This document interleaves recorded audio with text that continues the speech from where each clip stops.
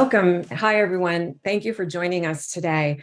My name is Dr. Beth Brooks, and I'm a clinical advisor to the team at Vivian. We're here today to talk about what's going on in the nursing workforce, and in particular, what are our travel nurses thinking about coming back into full-time employment, and what are some of the things they've experienced.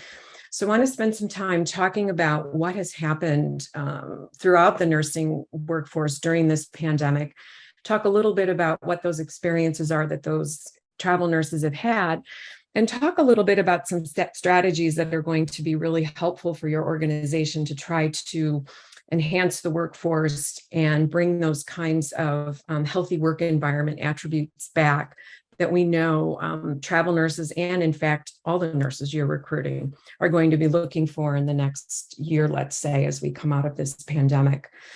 So where have we been? Some pretty interesting data has come out actually quite recently. We were projected to have a pretty significant increase in the nursing workforce going into 2021. And unfortunately, the workforce diminished and went down 1.8%. And we lost some 200,000 RNs in the workforce. And that was pretty unexpected and pretty surprising as to who it was that left the workforce. So just to sort of put this into context, we know that there are about 600,000 RNs, baby boomer RNs, expecting to retire by 2030. The workforce just completely plateaued during the pandemic. I suppose one of the good things is that applicants to the BSN programs have rebounded. During the pandemic, they were down as low as 1.3%, but now we're seeing a bit of a rebound in qualified applicants to BSN programs. And of course, the vacancy rates for nurses are a bit all over the place, depending on where you're at in the country. But there are some pretty significant vacancies going on. And then with this loss of 200,000 nurses, and the potential for nurses to be retiring, you can see how there's this perfect storm of change happening. And in fact, some analysts have called this a structural shift in the nursing workforce. And it was particularly, they were talking about investor-owned hospitals, but it is an interesting phenomenon that so many nurses did move into travel nursing during the pandemic. And as you can see here, the U.S. Bureau of Labor Statistics has reported exactly how many nurses are in the temporary help services category. And it significantly increased over the past year. It's 55%. So there's an awful lot of nurses that have moved into the travel space. And that's not a good thing or a bad thing. There's lots of different opinions and viewpoints about why nurses chose to go into travel nursing. But whether those are good reasons or bad reasons is really a personal choice. But what has happened is this workforce has shifted. And we did see some movement in compensation. You can see here where some of the nurses that were paid in that lower 25th percentile did receive a pretty nice little increase. But then nurses at a higher percentile didn't receive as much of an increase. And of course, those increases were coming through really before we started to really have this inflation experience that we're having now. So some have argued that that increase really hasn't been felt, if you will, in the pocketbooks of nurses. So the travel nurses are out there.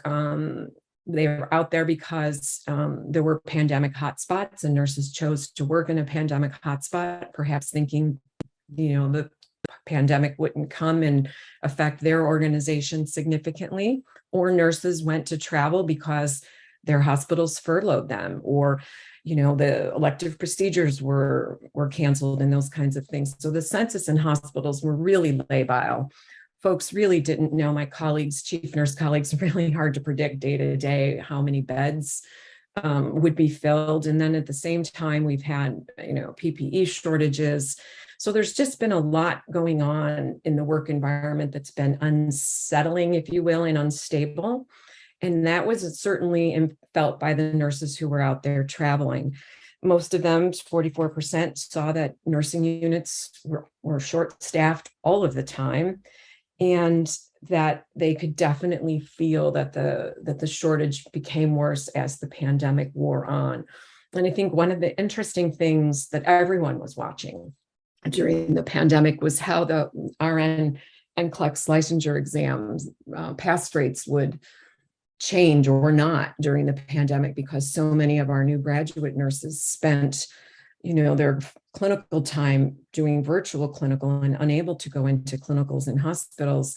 And thankfully, the NCLEX pass rates remain the same, which is a good thing. But then that whole cadre of new graduates has spent the early years of their career in a very unusual and very stressful environment, which is really also affecting, I'll talk about in a little bit, it's affecting what they're wanting now from their work and what they're thinking about for their careers.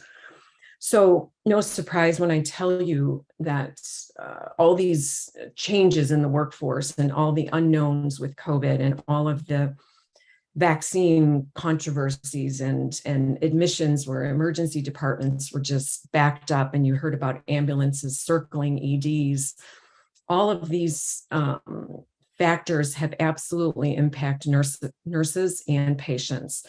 And so on an individual level, you see a nurse being very stressed and fatigued, but then when they come to work, they're feeling, there's this lack of support, and their well-being wasn't as important. The nurses began to feel burned out, quite frankly, and so did the physician colleagues and other workers that were on the front lines. And of course, when you have that much stress and anxiety and uncertainty in your work environment, it's bound to affect patients and nurses. And the CDC has put out some data around ED wait times, decreases in quality of care, patients that didn't come to the ED and had an MI or a stroke and died subsequently because they were afraid to go to the hospital. So there were all kinds of impacts on patients throughout the pandemic, and certainly for nurses. So many nurses have been saying they have never experienced so many deaths with patients, and not that that's ever easy, but it's certainly when it happens as frequently as it did during the pandemic, it really creates hardship and fatigue and stress on the nurses. And in fact, they are reporting much higher levels of moral distress, because it's very frustrating to know what to do or know how to care for someone and be unable to do that. Or patients that chose not to be vaccinated. That's a really difficult moral place for a nurse to have to practice. So it's been a really tough environment. Okay, so in this next section, I want to talk a little bit about changes to the nursing workforce. And I have to tell you, I was so very surprised this week when I read this week. In fact, even as late as yesterday, rereading the most recent ANA Foundation Pulse survey that just came out, as well as the American Association of Critical Care Nurses surveys. So let me tell you a little bit about what's going on and why this and how this workforce has changed. And I will tell you that if we learned nothing else from the travel nurses, because they were all over the country in different organizations, they were in a very unique position to be able to tell us a little bit about how prepared, if you will, employers are to work with their staff on their mental health and well-being. And as it turns out, most of the employers were not prioritizing mental health and well-being. And I suppose in some respects that's not surprising, but I think now as this pandemic has beginning to abate to some degree, this is probably the most important aspect of what employers need to do right now, is to be worried about the health and well-being of their staff. So the travel nurses, like anybody, they really began to enjoy the flexibility and the autonomy of being able to choose where to work and when to work and for whom. And so that sense of control is something that they've really learned to enjoy and, quite frankly, don't want to give up. And of course, the compensation was something that certainly played a part in many nurses' decisions about whether to become a travel nurse or stay in their permanent position. But like anything, there's the pros and the cons. So travel nurses found that, yes, there might be a high salary, or they might be more in control of their schedule. But many of them have said, gosh, this sort of impacted my career projection or my career trajectory. I really miss being part of a team. It is a little stressful to have to always learn a new hospital organization's EMR, or learn new policies and procedures, or always be with a different patient population. So no surprise when travel nurses are fatigued and they're stressed and they do have burnout. And in some respects, some of them were in the worst hotspots continually. And so they too are reporting PTSD. And I don't think that's so surprising given what we've been through. Some of the other things that happened, though, in the work environment that I want to share, and I know we've sort of heard some of these things anecdotally, but in the ANA's pulse survey data, which I'm still astounded.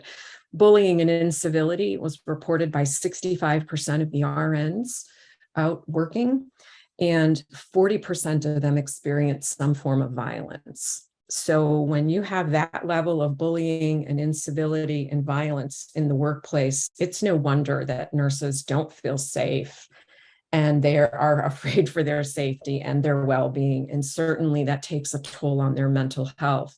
Now, most of that violence was perpetrated by patients or their families. And so we've heard news reports about those kinds of things. But there was also a pretty significant, surprising 37% of the nurses in the ANA survey also reported bullying and incivility from our physician colleagues. So there's some work to be done there around violence and mental health and well-being. And I suppose what was really disturbing within the ANA survey, again, also nurses are not feeling like their employers really care about them, and they don't really feel as though their employers are responding to their concerns or complaints. And so we've got some work to do around rebuilding our healthy work environments, both for our own staff, but certainly to lure travel nurses back who are interested in pursuing full-time employment. And so who left? I alluded to this a little earlier. There was a surprising decrease of 200,000 RNs. Most everyone I've spoken to was completely stunned that 100,000 of those nurses were under the age of 49. I think most of us had it in our minds that anybody who was leaving the workforce during this time has been nearing retirement age. And we were anticipating those folks to leave the workforce anyway. But in fact, interestingly enough, the ANA's survey data is showing that the older nurses are feeling more emotionally resilient, and the younger nurses aren't. And those are the nurses that have left the workforce. And so there's a special place we need to be thinking about. What are the kinds of things that will make returning to a permanent position appealing to nurses in a different demographic than perhaps we've thought about in the past? And I would also say that why nurses quit and why they might leave an employer is really no different than what it's been over the last 25 years. And there is quite a lot of research now on why RNs quit. And I've listed 4 kinds there, and I could go into them, but I don't want to spend too terribly much time on that. I think the bottom line is this is the time to remember to, create the best work environments, have the best leadership teams, making sure that you're selling your own organization back to your own people as an employer, because sometimes our comparison quitters think the grass is greener on the other side of the town, and it's not. And so we need to always be remembering to tell nurses, you can fulfill your career aspirations within our organization, and not to forget that we have to remarket ourselves sometimes to our own people. So there's a lot going on with this who's leaving and why are they leaving. Now, again, the AACN survey data that just came out, which they typically just look at critical care nurses, but their data says that 67% of the nurses in this study, and I want to say it was about 8,000 or 9,000, 67% plan to leave their current position within the next 3 years. So that's a pretty significant part of the workforce. We don't know how that age breakdown is, but 67% is an awful lot of nurses. And then if we look at the ANA's pulse survey data, 49% of the direct care nurses, and this is in acute care, 49% intend to leave the profession. 19% of them want to leave, are thinking of leaving in the next 6 months. And then the other 30%, for the 49% total, are thinking of leaving their positions. So this is unprecedented. And I hate to say that because it can get overused and might sound like I'm crying wolf. But we've never seen projections like that before, and at least as long as I've been a nurse. Now, the good thing is that there is some data coming out that says nurses do intend to remain in the profession, but that does not, which is a good thing. And I'll talk a little bit about interest in nursing as a career. But this high number of nurses wanting to leave their positions is pretty concerning, and something worth paying attention to, and perhaps doing some type of pulse survey in your own organization. So what's in store for the future? And this is where we're going to have some hope and feel positive about. All of these things can be changed. I'm not saying you can wave a magic wand and it'll miraculously happen, but there is opportunities for us to rebuild the nursing workforce. And here's some interesting information. So yes, nurses intend to remain in the profession, so that's a good thing. Nurses are still very comfortable and desire and will recommend nursing profession to others. And that came through in both of the studies that just came out in the last week or so. So nurses will still recommend nursing as a great career, and it is a great career. 18 to 29-year-olds are still interested in nursing, so that's a good thing. We continue to have the same challenges that we've had for, gosh, I want to say almost 20 years now. We have a bottleneck problem in our colleges. We do not have enough faculty. We do not have enough clinical sites. And as a result, qualified applicants for BSN programs are turned away every year. Our associate degree colleges are perhaps have a little bit of an easier time, if you will, with faculty, but they too are struggling to find clinical sites. So we really have an opportunity to get creative between our educators and our employers about how we might solve some of these clinical problems as well as faculty. As I said earlier, BSN enrollment rebounded during this pandemic, so that's a good thing. BSN, RN to BSN program, something that we've been talking about since one of the early IOM reports on the future of nursing. We were going or aiming for 80% BSNs by 2020. We didn't quite make it, but we did make tremendous progress. But I guess no surprise when we look at RN to BSN enrollment is down now for the third year.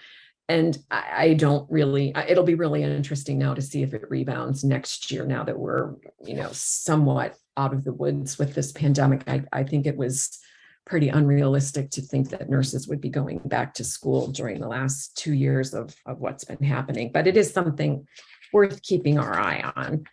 So in addition to that pipeline being robust, if you will, although we have some challenges there are a number of things we need to be doing in the work environment. And sort of interesting, and I'm a junkie for research. I'm always going back and looking at the research evidence. Staff churn was something that was studied back in 2009 during the last shortage about, how do nurse leaders prepare for and manage when there is staff churn on their unit, because there may be per diem nurses or PRN or travel nurses coming to the unit. And so this could be our new reality. And it's worth it to take a look at some of that older research, because it talks about how to orient people who are coming through your unit. And some have argued, if people can fly an airplane with a crew that have never met, why can't our nursing departments, our nursing units function with different constellations of people. And not that, nurse caring for patients and flying an airplane are the same, but it's an interesting concept that we've not quite decided whether it's possible or not. But these are some of the things here across the bottom, I think, from a work environment perspective, that really, really deserves some time and maybe doing some kind of gap analysis in your organization. Staffing and scheduling, I'm going to talk about this in a minute too. For the first time ever, compensation has come out on the top from the ANA survey as the most important factor for a nurse's job. Typically, it's always been work environment, and compensation's been 2 or 3, but that seems to have changed now for obvious reasons. But nonetheless, the good compensation and the work environment have to come together, because that if they don't, you just create turnover.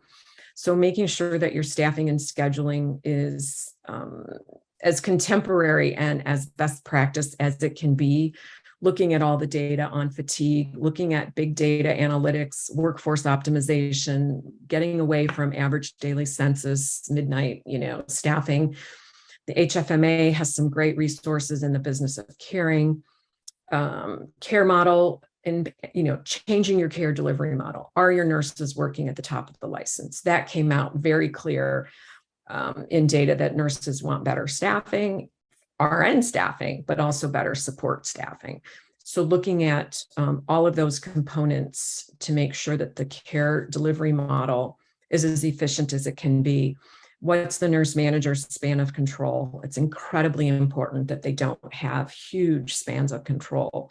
And then AONL has a whole document on what to build into and how to build a healthy practice environment. And it's teams and shared leadership and career development and communication. So those things that are important to whether it's a travel nurse that you're trying to lure back or your own team, those are the things that start to build back these environments that have suffered so much during this pandemic.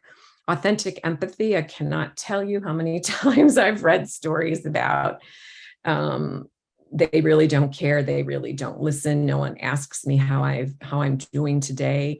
Just really being authentic and listening and asking came out loud and clear in both these recent surveys, as well as in Vivian's survey. It's so important to listen and to talk to people and to be authentic. And quite often nurses can tell if someone's not truly engaged in listening.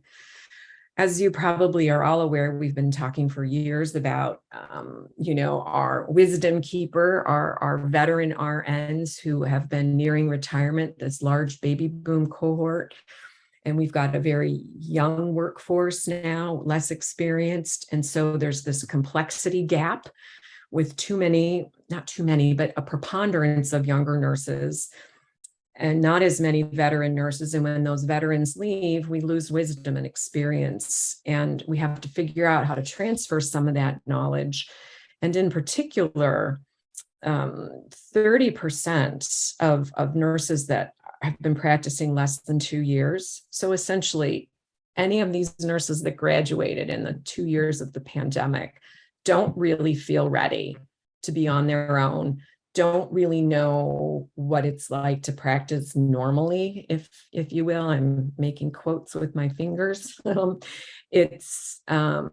if they were, mentored or with travel nurses all the time, and travel nurses are very good clinically at what they do, but they may not know that all the systems and the policies and procedures in that organization. And so for them to have to help a new grad, it just is not the best way to help a new graduate become socialized and clinically adept. So there's some work to be done there with those younger, inexperienced nurses. And then again, this focus on mental health and well-being is just got to be top of mind for every organization.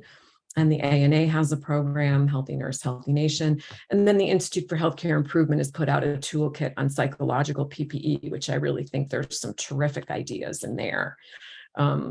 for helping all of our clinical frontline staff take better care of their mental health, take days off, try to get better sleep. So ideas worth exploring. And then, this sort of gives a little bit of a snapshot of what's going on in the workforce. So from what we've learned from our Vivian data is that the nurses who are considering, and about 55% of these nurses want to come back to permanent positions. So the question becomes, what will it take? Well, they've enjoyed their autonomy and the flexibility and the schedule that they've had. They have enjoyed, learning and honing their clinical skills. But there are also things that they've missed, right? They would like to be part of a team again. They would like to have a stable patient care assignment. Of course, respect, I think that goes along with that authentic empathy and an autonomy, and some of those in being empowered and shared leadership I spoke about earlier. So those are sort of the attributes within the culture that they're looking for. And then it's about the quality of the job. And quite frankly, it's about the compensation. And the Vivian data, we asked what would be the median, salary that a staff RN would come back to work. And it was $65 an hour. So that's something to think about and rethink about how you're compensating, and what does that whole suite of benefits look like? What are the support staff on the units for the nurses? I've seen a lot lately in the literature around childcare, incredibly important. There's nurses looking for less than 8-hour shifts. This is the time to get creative about 12-hour shifts. Believe it or not, the millennials are starting to shy away from them. They're, especially now, they're too fatiguing and they're stressful, and then there's childcare issues. And so that work-life balance becomes really important to look at in your benefits area. And then just keeping it in mind that our whole world is going to this gig economy, and Uber nurses and nurses who maybe, remember the old days, we had the summer programs where you could be off all summer because your kids were off and you worked 9 months, almost like an academic calendar.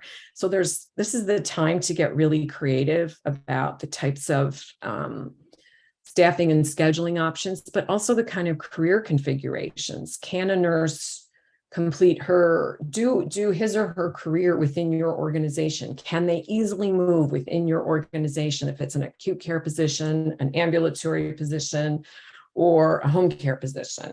If we have an integrated healthcare delivery system, theoretically, we should be able to move those nurses and support their career throughout our system and travel, frankly, if you're a large enough system. So this is really the time to get really creative about what we can do to lure nurses back from the traveling, but also for our own staff to retain them. And especially when there's such a high indication that nurses are considering leaving their current positions.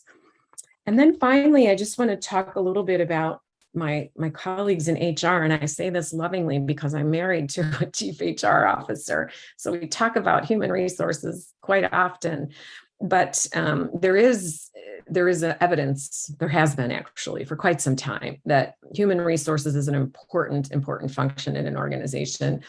The most highly functioning HR departments absolutely impact the strategy and the financial performance of your organization.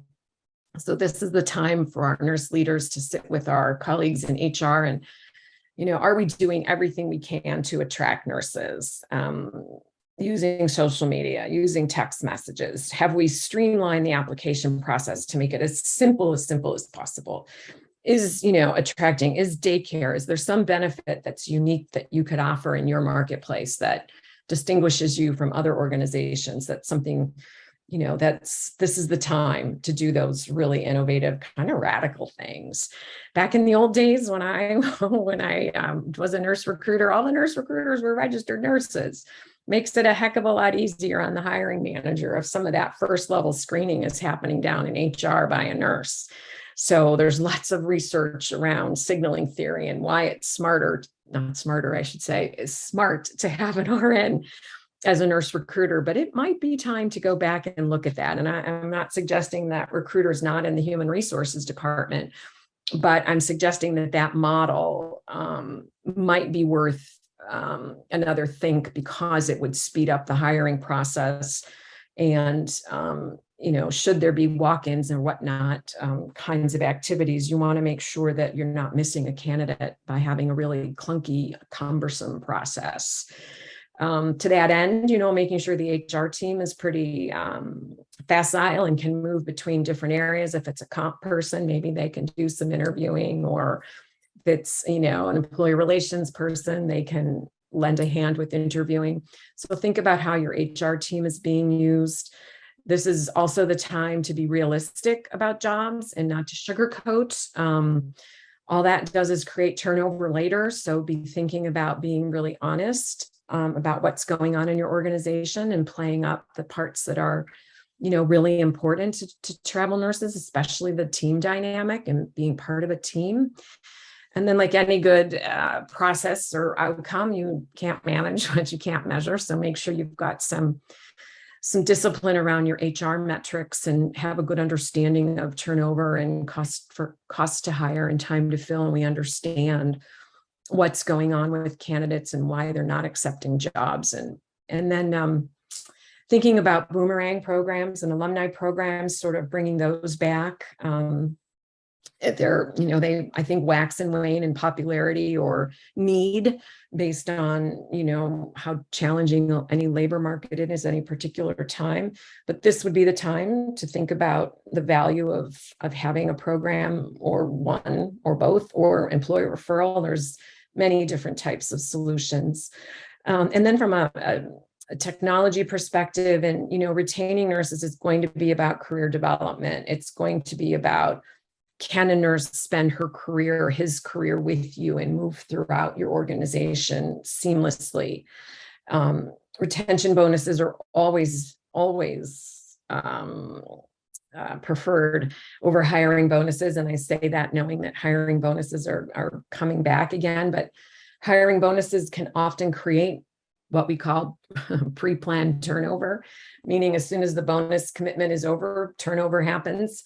So it's sometimes, and hiring bonuses also can, not often do they go over well with your incumbents, because they are not receiving that money and these new hires are. So there's a delicate balance there. That's why I'm always a bigger fan of retention bonuses. And then I think there's no time like now to be doing pulse surveys and just checking on what's going on with your organization, and finding out where there are areas that you can quickly intervene. And again, I feel like I made this sound so easy, and it certainly isn't.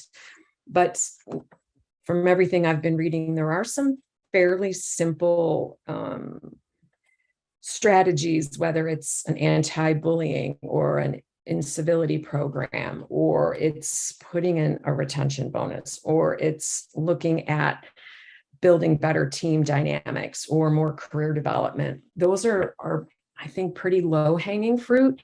And so something to consider, because those are pretty high on the want list or the need list of travel nurses who want to come back to permanent. But we have some work to do to bring our work environments back to a healthy place. So I want to thank you for having me today, and also be open for any questions.